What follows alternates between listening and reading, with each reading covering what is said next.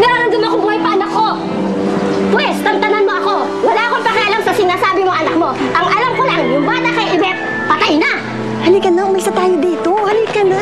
Ay, tama na! Susungaling yung babae yun eh! Ang dali-dali para sa kanya sabihin wala yung anak ko kasi wala naman siyang pakialam eh! Dudo rin ako sa sinasabi ng babaeng yun eh. Huwag ka mawala ng pag-asa, Noemi. Hanggat di natin nakikita ang patay na sanggol, hanapin natin ang anak mo. Sina Yvette at Abet ang may alam kung nasan yung bata. Problema, saan natin sila hagilapin? Ikang, hanapin natin ang anak ko kahit saan man tayo makarating. Alam ko buhay pa siya eh. At hindi ako matatahimik kapag hindi ko nahanap ang anak ko.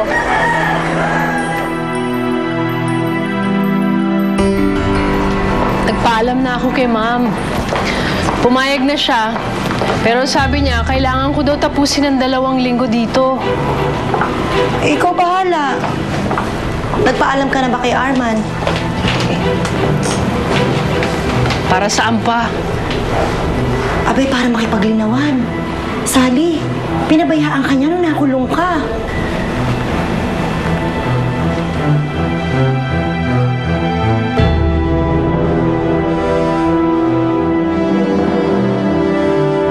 Si Armand.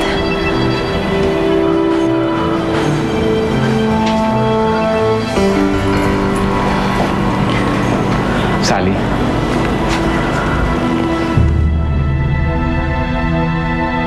Are you ready? Naghihintay na yung mga friends ko sa golf course. Oo. Kaso di ba makagulo sa inyo? Baka naman banding yung mga magkakaibigan yun. No. Mas gusto ko ngayon eh. Simula ngayon, gusto ko lahat ng lakad ko, kasama kita. At ganun ka rin.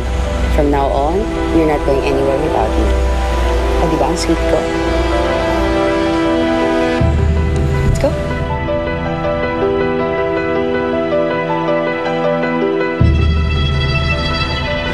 Sally, huwag ka na umalis. May tatanong ako sa'yo. Ay, sandali lang. May kukunin pa pala ako sa taas.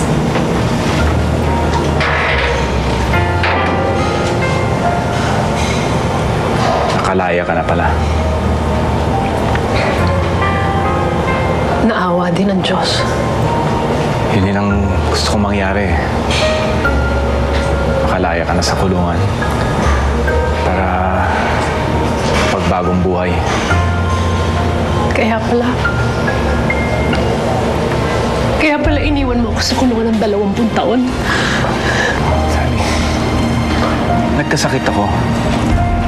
Natake ako sa puso. Sa Amerika ako nagpagamot. Pagkatapos nun,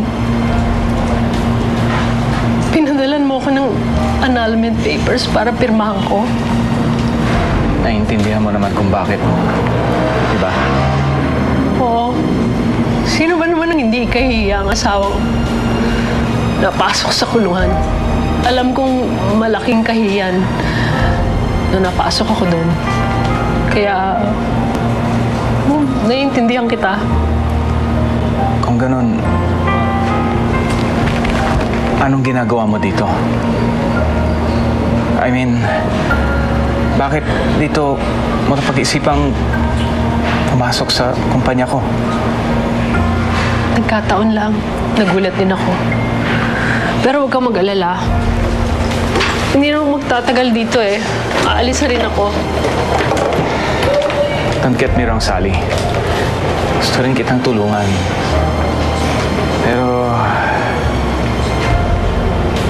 iba ng sitwasyon ngayon. May pamilya na ako. Hindi naman ako pumasok dito para manggulo. Tagal ko nang tinanggap na patay na ang turing mo sa akin. Buhay na patay.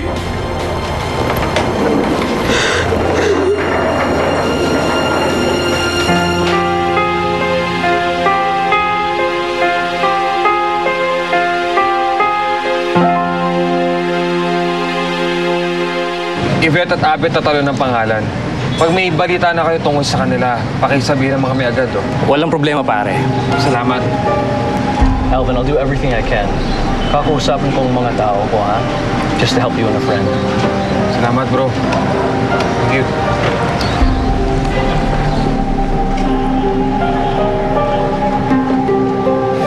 Amy, sa dami ng mga kilala ni Ryan at contacts niya, sigurado ako mahanap natin sila. Huwag ka na mag-alala, ha? Salamat, Alvin, ah. Hayaan mo, kapag nahanap ko na yung anak ko, gaganti ako sa lahat ng kabutihan mo. Hindi mo na akong humingi ng kapalit, eh. Alam mo, Noemi, pakita lang at ang buong pamilya mo na masaya ka. Magiging masaya na rin ako para sa'yo.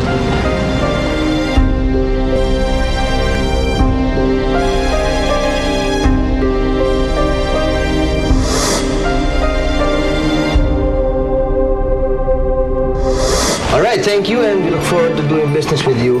Hello, gentlemen. Hello. For a change, gusto ko na mag-reserve ng meeting mo.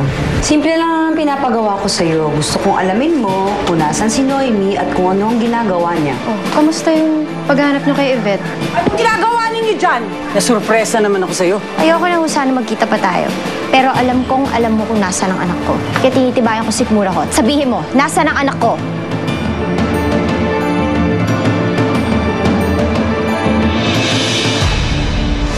Naging bahagi ka sa mga madamdaming tagpo sa Sinner or Sin.